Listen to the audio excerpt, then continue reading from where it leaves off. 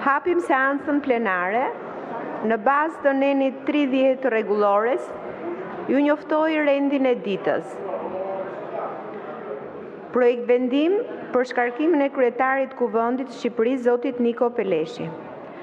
Përpara se të vazhdoj me rendin e ditës, ju njoftoj se nga ana e KQZ-s është depozituar në Kuvend një vendim për dhënien e mandatit të deputetit kandidates së listës shumë emërore të Partisë Socialiste, Qarku Vlorë, zonja Briseida Çakëri, pas krijimit të vakancës në Kuvend nga dorëheqja nga mandati i deputetes të zonjës Brunilda Mersini. Sot, në mbështetje të nenit 13 të rregullores, është mbledhur Këshilli për Rregulloren, Mandatet dhe Imunitetin për të verifikuar mandatet e deputetëve të zgjedhur nga KQZ-ja. Raportin do ta paraqes zoti Bledi Çomo. Fjala për ju, zoti Çomo. Faleminderit zonja drejtuese seancës, të nderuar kolegë. Sot në datën 30/10/2025 u mblodh Këshilli për Rregulloren, Mandatet dhe Imunitetin për verifikimin e mandatit deputetes zonjës Briseida Krenar Çakëri, të ardhur nga lista shumë emërore e Partisë Socialiste të Shqipërisë, Qarku Vlorë. Sot përparaqesim këtë raport në mënyrë të përmbledhur të Këshillit për Rregulloren, Mandatet dhe Imunitetin të verifikimit të mandatit deputetes zonjës Briseida Çakëri. Kuvendi në mbështetje të nenit 164 të kodit zgjedhor, i është drejtuar Komisioni Qendror të Zgjedhjeve për të njoftuar për vakancat e krijuara nga dorëheqja nga mandati deputetes të zonjës Brunilda Mersini. Për shkak të njoftimit vakancës, Komisioni Qendror i Zgjedhjeve me vendimin numër 1455 datë 29/10/2025 i ka dhënë mandatin e deputetit kandidatit vijues të listës shumë emërore të Partisë Socialiste të Shqipërisë zonjës Briseida Krenar Çakëri. Pas verifikimit që u bë mandatit fituar dhe krahasimit me legjislacionin e aplikueshëm, rezulton se vendimi i Komisionit Qendror Zgjedhjeve ka respektuar kërkesat e parashikuara në nenet 69, 70 dhe 71 të Kushtetutës së Republikës së Shqipërisë. Për sa i përket procedurës së dhënies së mandatit, është respektuar neni 164.2 i ligjit 10.019 datë 29/12/2008 Kodi Zgjedhor i Republikës së Shqipërisë i ndryshuar, sipas të cilit mandati ndërprerje kalon kandidatit vijues të listës së njëjtës parti politike në zonën zgjedhore përkatëse, si dhe kanë ruajtur balancën e gjinisë të përfaqësuar.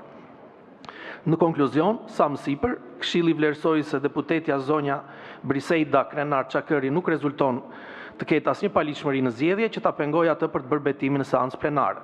Përpasoj, zonja Briseida Çakëri, që ka fituar mandatin e deputetit në mbështetje të nenit 4.1 të rregullores së Kuvendit, ftohet në seancën plenare të Kuvendit për të bërë betimin, sikurse për të filluar ushtrimin e mandatit të deputetit. Faleminderit.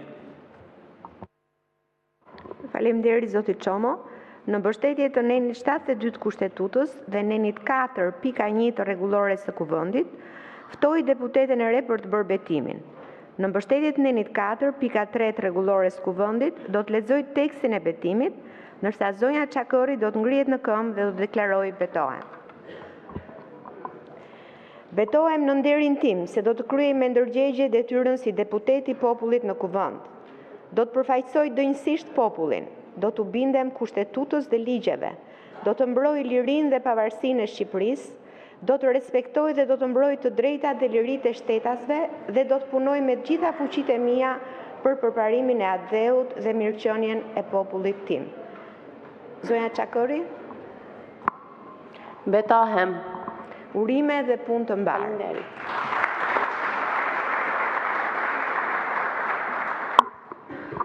Të nderuar kolegë, kjo është një seancë e posaçme e zhvilluar mbi bazën e kërkesës së depozituar nga një grup prej 36 deputetësh të Partisë Demokratike me objekt shkarkimin e kryetarit Kuvendit të Shqipërisë, zotit Niko Peleshi.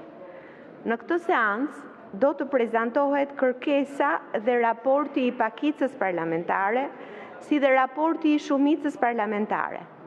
Gjithashtu, në bazë të nenit 114.4 të rregullores së Kuvendit, kryetari i Kuvendit do të dëgjohet në seancë plenare. Vijojmë me çështjen e rendit të ditës, në mbështetje të nenit 75 të Kushtetutës dhe nenit 114.4 të rregullores së Kuvendit, ju sqaroj se kërkesa me numër 2509, datë 19/9/25, është paraqitur nga një grup prej 36 deputetësh që i përkasin grupit parlamentar të Partisë Demokratike, dhe ka si objekt shkarkimin e kryetarit kuvendit të Shqipërisë, zotit Niko Peleshi. Në mbështetje të rregullores së Kuvendit të Shqipërisë në 114 të saj, kërkesa është diskutuar në Këshillin e Legjislacionit, i cili përbëhet nga përfaqësues të mazhorancës dhe përfaqësues të pakicës parlamentare. Në përfundim të mbledhjeve që ka mbajtur Këshilli i Legjislacionit, është hartuar një raport nga përfaqësuesit e pakicës dhe një raport nga përfaqësuesit e shumicës në këtë këshill. Ju ftoj kolegë të ndiqni raportet përpara procesit të vetimit. Kush do ta marrë fjalën për prezantimin e kërkesës së raportit pakicës parlamentare? Ju lutem, zoti Shehaj, kjo është një seancë e posaçme dhe ju lutem, nuk ka diskutime jashtë këtij procesi. Kështu që do t'ju lutem shumë. Lexojeni edhe një herë nenin 49 që ka të bëjë pikërisht për marrjen e fjalës për procedurë. Dhe meqense jemi në procesin dhe fjalën e kanë përfaqësuesit e pakicës parlamentare për prezantimin e raportit, ftoj zotin Ivi të mbarojnë raportet. Në seancën tjetër mund ta merrni fjalën për procedurë. Zoti Ivi Kaso, keni fjalën për procedurë, për paraqitjen e kërkesës dhe të raportit.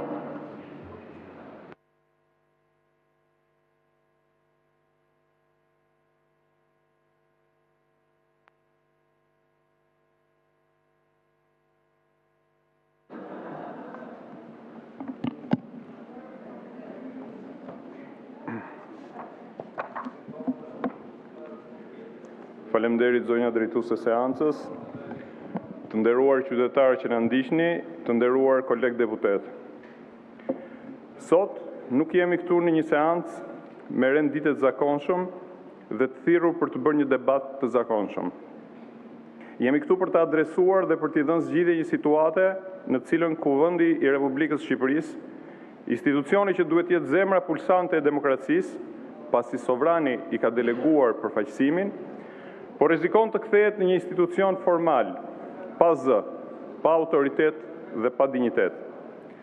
Dhe kjo nuk po vjen si pasojë në një sulmi, faktori apo në një krize të jashtme, por si rezultati drejt për drejt i mënyrës se si po drejtohet ky institucion nga kryetari i tij, zoti Niko Peleshi. Në vetëm 2 seanca, ato të datës 16 dhe 18 shtator, pra vetëm 4 dhe 6 ditë pasi ishte betuar mbi kushtetut, dhe ishte votuar në pozicionin numër 2 të shtetit, zoti Peleshi ka konsumuar një sër shkeljesh të rënda, të dokumentuara, të përsëritura dhe të qëllimshme, të cilat nuk kanë patur vetëm qëllim dhe pasojë mbylljen e zërit të opozitës në parlament, por kanë cënuar rënd natyrën e funksionimin dhe autoritetin e këtij të fundit si organi më i lartë në një shtet demokratik, pasi buron drejt për së drejti nga vullneti sovranit. Kjo nismë për shkarkim që ju paraqitet sot për miratim, nuk është aksion i radhës për një opozit, apo një akt politik i zakonshëm. Kjo është një thirrje për një përpjekje të përbashkët për të ndalur një rrëshqitje të rrezikshme të këtij kuvendi drejt një modeli të një institucioni të heshtur, të nënshtruar, të zbrazët nga përmbajtja dhe nga funksioni i tij përfaqësues. Ne nuk jemi sot këtu për të kërkuar ndëshkimin ndaj një personi të vetëm, por rikthim të standardeve institucionale në një vend demokratik. Ne sot mbi të gjitha kërkojmë që kuvendi të rifitojë rolin e tij si garant i pluralizmit, si hapësirë për debat dhe si institucion që respekton kushtetutën. Me shkresën të cilën ju relatuat, zonja kryetare, 36 deputet të grupit parlamentar të Partisë Demokratike kanë paraqitur dhe është përcjell pranë Këshillit Legjislacionit kërkesa me objekt shkarkimin e kryetarit kuvendit të Shqipërisë, zoti Niko Peleshi. Në përmbajtjen e kësaj kërkese, kërkuesit kanë argumentuar gjerësisht të gjitha shkeljet e konsumuara nga kryetari i kuvendit gjatë seancave plenare, siç e thash, të datave 16 dhe 18 shtator, të cilat përbëjnë shkelje të rëndë të kushtetues dhe rregullores kuvendit, të mjaftueshme për fillimin e procedurës së shkarkimit të tij nga pozicioni i kryetarit kuvendit, në kuptim të nenit 75.1 të kushtetutës, të nenit 114.4 të rregullores kuvendit. Edhe vetë shërbimi juridik i kuvendit, në momentin që e ka referuar këtë kërkesë pranë Këshillit të Legjislacionit, shprehet se nga pikpamja e aspektit formal kërkesa i plotëson ato kriteret e parashikuara në pikën 1 të nenit 114 të rregullores kuvendit dhe se kjo kërkesë është firmosur nga 36 deputet. Po pas depozitimit të kësaj kërkese, bazuar dhe në këtë opinion të përgatitur nga shërbimi juridik i kuvendit, kryetari i kuvendit ka urdhëruar ngritjen dhe thirrjen e mbledhjes së Këshillit të Legjislacionit në datën 6/10 me rendin e ditës në radhë të parë konstituimin për herë të parë të Këshillit të Legjislacionit për këtë legjislaturë dhe më pas shqyrtimin e kërkesës së 36 deputetëve për shkarkimin e vetë kryetarit të kuvendit.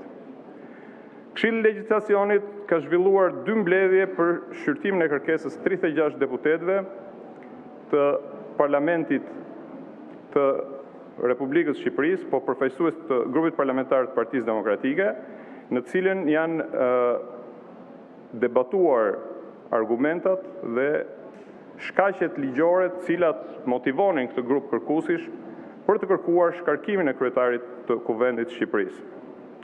Gjatë këtyre mbledhjeve është bërë një relatim i gjerë dhe mjaft i hollësishëm i kërkesës, jo vetëm nga unë me cilësinë e relatorit dhe përfaqësuesit të kërkuesve, por edhe nga kolegët e palës tjetër. Gjithashtu janë paraqitur qëndrimet e relatorëve lidhur me këtë kërkesë, si dhe kanë shprehur mendimet e tyre në respekt të kushtetutës, të rregullores kuvendit dhe të precedentit parlamentar të krijuar në këtë aspekt, gjithë deputetët e tjerë antar të Këshillit të Legjislacionit. Në mbledhjen e tretë të zhvilluar në datën 28/10, të 2 relatorët, përkatësisht unë, në cilësinë e relatorit përfaqësues të deputetëve të pakicës parlamentare dhe deputeti Damian Gjiknuri në cilësinë e relatorit të deputetëve përfaqësues të majorancës, kemi paraqitur raportet përkatëse. Nga ana ime, përsëri në emër të grupit parlamentar të Partisë Demokratike, është mbajtur qëndrimin se kërkesa e paraqitur i përmbush kushtet formale, proceduriale dhe substanciale për shkarkimin nga detyrat të kryetarit të Kuvendit të Shqipërisë, ndërsa nga ana e relatorit tjetër, zoti Gjiknuri, është mbajtur qëndrimi se kërkesa megjithëse përmbush kriteret formale o proceduriale, nuk përmbush kriterin substancial për shkarkimin nga detyrat të kryetarit të Kuvendit të Shqipërisë. Për shkak të barazisë shumicë pakicë, Këshilli i paraqet sot seancës plenare 2 raporte lidhur me kërkesën për shkarkimin e kryetarit të Kuvendit të Shqipërisë, zotit Niko Peleshi. Dhe këtu, ju lutem, më lejoni një koment të shkurtër. Ka 2 raporte dhe 2 qëndrime, pasi jo se nuk janë të qartë udhërfyesit kushtetues dhe ligjor në këtë drejtim. Dhe jo se debati i gjithë kolegëve në Këshillin e Legjislacionit nuk nxori në dritë dimensionin e plot të shkeljeve kushtetuese dhe të rregullores nga kryetari i Kuvendit në vetëm 2 seancat e para kur ai kishte marrë këtë detyrë. Por se asnjë paradigmë ligjor nuk mund të kapi dimensionin e plot dhe as thellësinë e paradoksit politik, juridik dhe moral të një drejtuesi institucioni i cili vendos që ta anulojë vetveten. Të dikujt që ka pranuar të marrë rolin e përfaqësuesit dhe që vullnetarisht vendos të heqë dorë nga zëri i tij. E në këtë rast, mbrojtja që mund t'i bëhet është veçse me retorik politike dhe jo me argumenta kushtetues e me precedent parlamentar. Kjo, të nderuar kolegë, shpjegon dhe antagonizmin e 2 qëndrimeve dhe 2 raporteve që relatohen sot këtu përpara jush. Lidhur me seancën plenare të datës 16/9/2025 dhe shkeljet që janë konsumuar në to.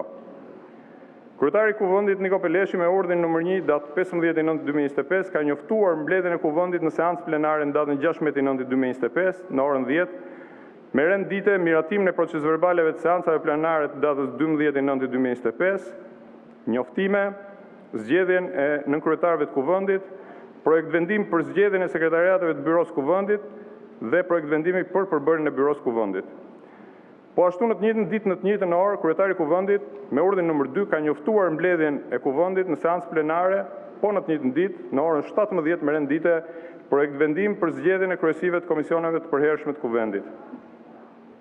Në orën 10, ashtu siç ishte përcaktuar dhe në urdhrin e thirrjes mbledhjes, është mbledhur seanca plenare e Kuvendit, gjatë cilës kryetari i Kuvendit ndër të tjera ka relatuar se është paraqitur një kërkesë nga kryetari i grupit parlamentar të Partisë Socialiste Tauland Balla për ndryshimin e rendit ditës, duke përfshirë dhe shqyrtimin e projekt vendimit për disa ndryshime në vendimin e kuvendit numër 166 datë 16/12/2004 për miratimin e rregullores kuvendit të Republikës së Shqipërisë.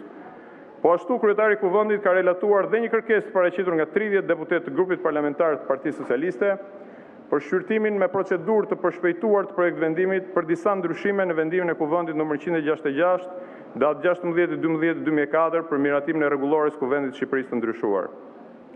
Grupi parlamentar i Partisë Demokratike, lidhur me këto dy kërkesa, i ka parashtruar paraprakisht kryetarit të kuvendit se thirrja e mbledhjes kuvendit dhe njoftimi i saj pa kaluar as 24 orë nga zhvillimi i seancës plenare është në kundërshtim me nenin 78.2 të Kushtetutës, ashtu si dhe me nenin 27.1.3 të rregullores kuvendit.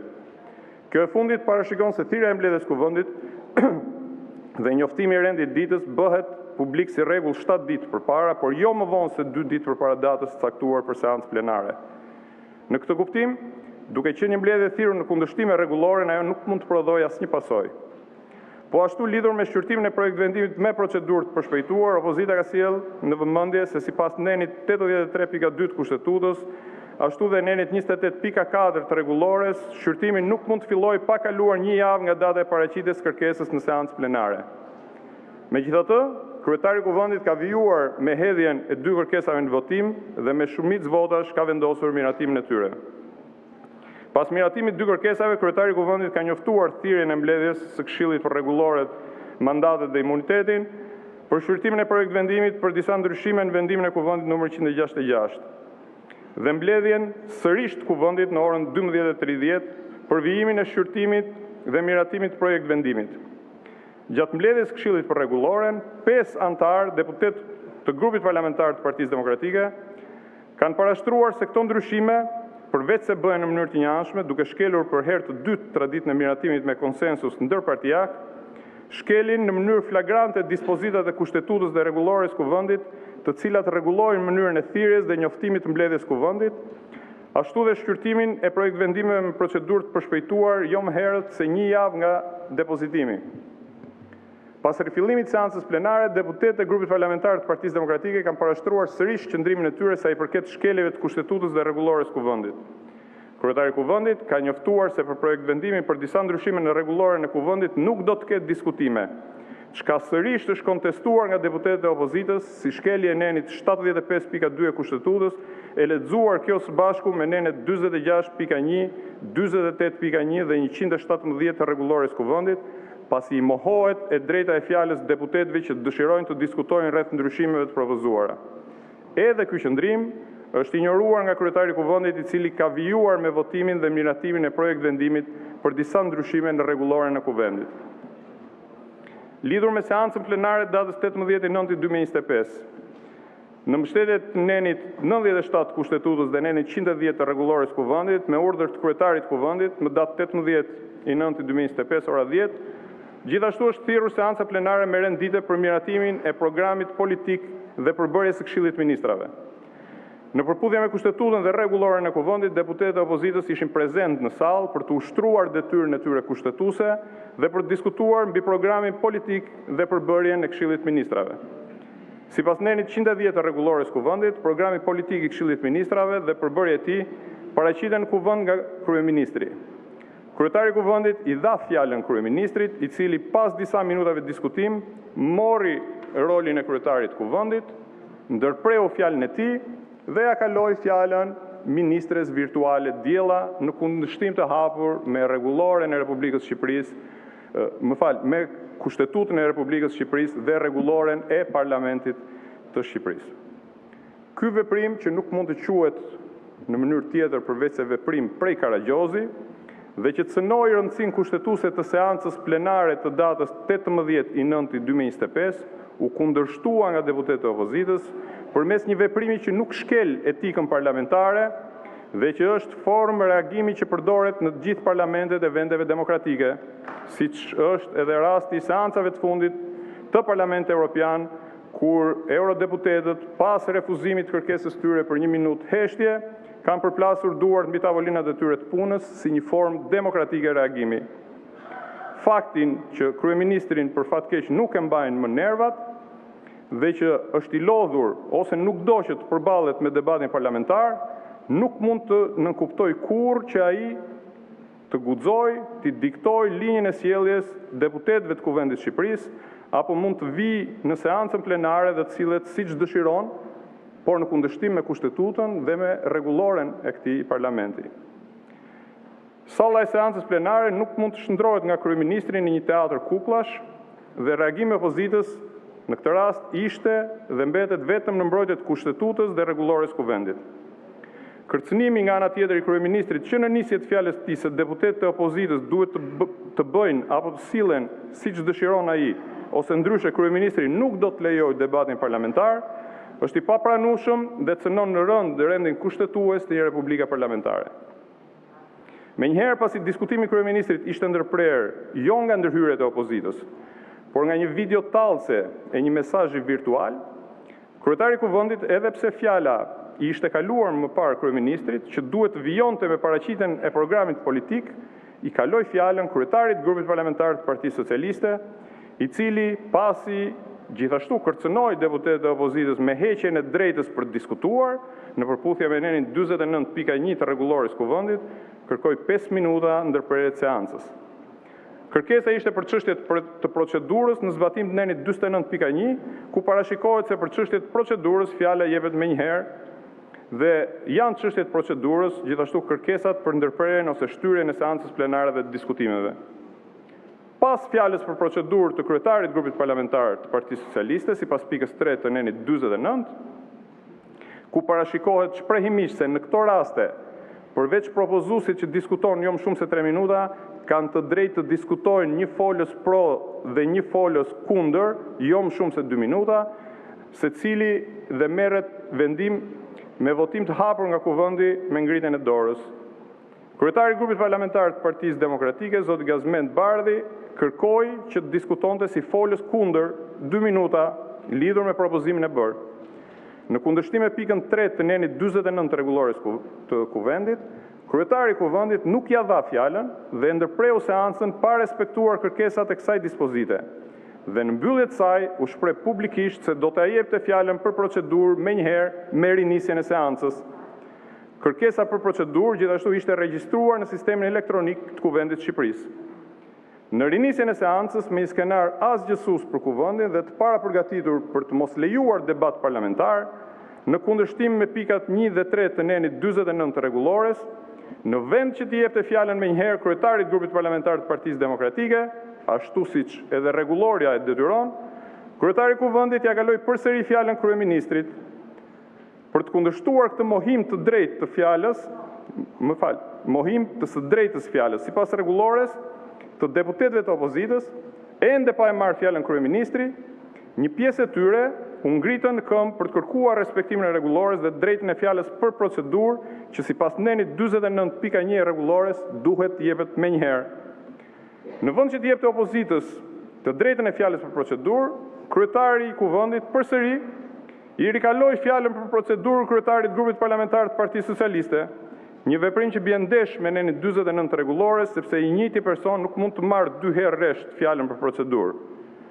Në shkelje flagrante të nenit 110 të rregullores të kuvendit, kryetari i grupit parlamentar të Partisë Socialiste propozoi që kryeministri të mos bënte paraqitje në kuvend të programit politik dhe të përbërjes së Këshillit të Ministrave, deputetëve të hiqej drejtë e fjalës, e drejta për të bërë pyetje dhe të mos zhvillohej debat për programin politik dhe përbërjen e Këshillit të Ministrave, duke urdhëruar kalimin direkt në votim. Kryetari i kuvendit në kundërshtim me nenin 97 të kushtetutës dhe pika 3 dhe 4 të nenit 110 të rregullores kuvendit, ku specifikohet se pas paraqitjes programit politik çdo deputet dhe grup parlamentar ka të drejtë të paraqisë pyetje për kryeministrin. Pas përgjigjeve të pyetjeve, kryetari i kuvendit deklaron hapjen e debatit për programin politik dhe përbërjen e Këshillit të Ministrave. Koha e debatit përcaktohet nga konferenca e kryetarëve në përputhje me nenin 48 të kësaj rregullore. Në përfundim debatit, pas fjalës së kryetarëve të grupeve parlamentare, ka të drejtë të flasë kryeministri jo më shumë se 10 minuta. Votimi nga kuvendi i përbërjes dhe programit politik të Këshillit të Ministrave bëhet sipas nenit 58 të kësaj rregullore. hapi procesin e votimit dhe hodhin në votim projekt vendimin për miratimin e programit politik dhe të përbërjes së Këshillit të Ministrave. Tani, raporti përfundimtar i Këshillit të Legjislacionit që mban nënshkrimet e deputetëve përfaqësues të opozitës në këtë këshill, vlerëson se shkeljet e pretenduara nuk janë thjesht teknike, por cënojnë drejt për së drejti dispozitat kushtetuese dhe të drejtat themelore të deputetëve. Neni 78.2 e Kushtetutës parashikon se mbledhjet e deputetëve që mbahen pa u thirrur sipas rregullores nuk sjellin asnjë pasojë. Në rastin konkret, asnjë nga afatet që parashikohen për këto mbledhje dhe për miratimin e këtyre akteve nuk janë respektuar. Neni 83.2 e Kushtetutës dhe neni 28.4 rregullores ndalojnë shqyrtimin e ligjeve dhe të rregullores, e cila barazohet me to me procedurë të përshpejtuar pa kaluar një javë nga paraqitja e kërkesës. Neni 110 e rregullores kërkon që kryeministri të paraqesë programi politik dhe të lejojë pyetje e debat parlamentar. Asnjë prej këtyre nuk ndodhi. Neni 49 i rregullores garanton të drejtën për fjalë për procedurë menjëherë. Kjo mohua për opozitën dhe u abuzua me këtë drejtë nga ana e maxhorancës. Shkeljet e sipërpërmendura nuk mund të justifikohen me procedurë, sepse nuk ka procedurë që mund të përdoret për të mohuar të drejtën e deputetëve të sankcionuar në kushtetut, në ligj dhe në rregullore. Nuk ka rregull që mund të shërbejë si mbulesë për dhunimin e thelbit të parlamentarizmit. Në fakt, pretendimi se procedura u respektua është bërë refreni i mbrojtjes kryetarit të Kuvendit, jo vetëm për këto shkelje, por dhe për çdo shkelje tjetër në përditshmërinë e seancave që ai drejton, sa herë që ne deputetët e opozitës i paraqisim këto shqetësime. Por një gjë duhet kemi qartë që të gjithë. Procedura nuk është qëllim në vetvete. Ajo ekziston për të garantuar të drejtën dhe jo për ta mohuar atë. Dhe kur procedura përdoret për të mbyllur gojën, për të shmangur debatin, për të përjashtuar opozitën, ajo nuk është më procedurë, por është një abuzim. Në seancën e 16 shtatorit, ndryshimet në rregulloren e Kuvendit u futën në rendite me procedurë të përshpejtuar, pa respektuar afatin minimal 7 ditor të parashikuar në nenin 83 të Kushtetutës dhe nenin 28 të rregullores. Mbledhja u thirr pa respektuar afatin minimal të njoftimit prej 2 ditësh, siç kërkohet në nenin 27 të rregullores, duke bërë të pavlefshme atë sipas nenit 78 të Kushtetutës. Por më e rëndë se shkelja e afateve ishte mohimi të drejtës së fjalës për deputetët e opozitës. Kryetari i Kuvendit deklaroi se nuk do të kishte diskutim për projekt vendimin duke shkelur nenin 75 të Kushtetutës, nenet 46, 48 dhe 117 të rregullores. Deputetët nuk patën mundësi të paraqesin qëndrimet e tyre, të bëjnë pyetje, të propozojnë amendamente apo të kundërshtojnë përmbajtjen e aktit. Kjo nuk është thjesht një shkelje procedurale. Ky është një mohim i funksionit përfaqësues të opozitës. Në seancën e 18 shtatorit ndodhi ajo që nuk ishte ndodhur kurrë më parë. Kryeministri ndërpreu fjalën e vet për t'ia dhënë një versioni të animuar të asaj që ai e quajti ministre, pa dekret, pa kompetenca, pa asnjë bazë ligjore. Dhe kryetari i Kuvendit ç'bëri nga ana tjetër? Heshti. Jo vetëm heshti, por e lejoi, e mbështeti dhe e legjitimoi këtë trill të kryeministrit. Në kundërshtim me nenin 110 të rregullores, nuk lejua paraqitja e programit nga kryeministri, nuk u lejuan pyetje nga deputetët, nuk u lejua debat parlamentar dhe nuk u lejua fjala për kryetarët e grupeve parlamentare. Kryetari i Kuvendit kaloi direkt në votim duke bërë atë proces juridikisht pavlefshëm. Relatori i maxhorancës zoti Gjiknuri në Këshillin e Legjislacionit u përpoq të relativizojë këto shkelje duke thënë se jo çdo mos respektimi rregullores pas sjell pavlefshmëri absolute. Po kur thot këtë harron të përmend se gjykata kushtetuese në vendimin e saj numër 1 datë 16/2/2022, ka theksuar se pavlefshmëria lind kur shkelja pengon ushtrimin e të drejtave themelore të deputetëve. Dhe pikërisht kjo ka ndodhur.